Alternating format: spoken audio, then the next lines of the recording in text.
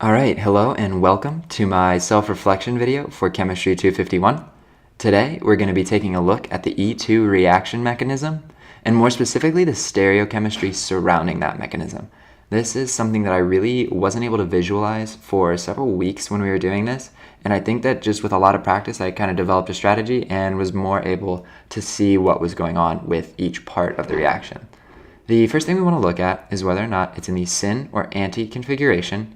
And we know that we can only have an E2 mechanism occur when the leaving group and the hydrogen are in an anti-configuration. So if we have an example molecule, let's say we have something that looks in this basic form with a hydrogen and a leaving group, and then 4 R groups with their respective stereochemistry shown with the wedge dash configuration that we've been using throughout the class. So how do we determine whether or not the hydrogen and the leaving group are anti or syn to each other?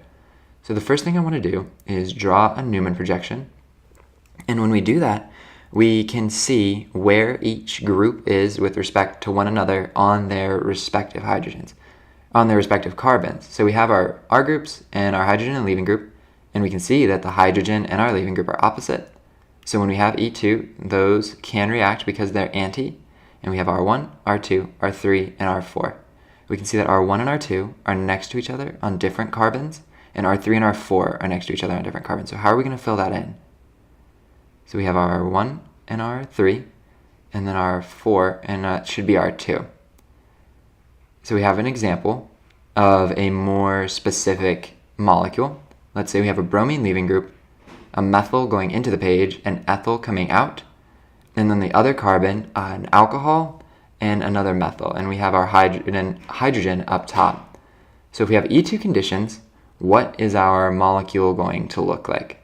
So, as we said before, the very first step we want to do is to draw a Newman projection, and from the Newman projection we should be able to see what's going to happen. So I'm going to redraw the molecule so we can reference it on this page. So we have bromine, hydrogen, alcohol, methyl, and then our ethyl group with our other methyl coming back. Okay, so I'm going to abbreviate here with Me and Et for ethyl and methyl. So we have our ethyl and our methyl on the back hydrogen or back carbon, and then our bromine pointing down, and then we have our hydrogen and our alcohol and our methyl group. So we can see that the methyl groups are next to each other on adjacent carbons, and our ethyl and our alcohol are next to each other on different carbons. So when we react with E2 and our hydrogen and our bromine are gone, we will have the 2 methyl groups on the same side of the double bond, and our ethyl and our alcohol on the same side of the double bond. So here's our basic shape, and what do we want there? So we want our methyl and our alcohol on the same carbon, but then what goes on the other side? Our ethyl and our methyl in their respective locations. So if we draw out the full molecule, the whole thing will look like this in the full skeletal structure, and this will be the major E2 product that we will see from this reaction, provided all the conditions are favorable.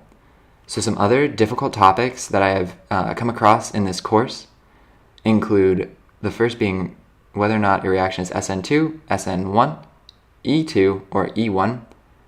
I think most people had some difficulty there. And then something that I personally struggled with also was resonance structures and which contributor was the most major. So thank you for watching, and I hope you enjoyed the video.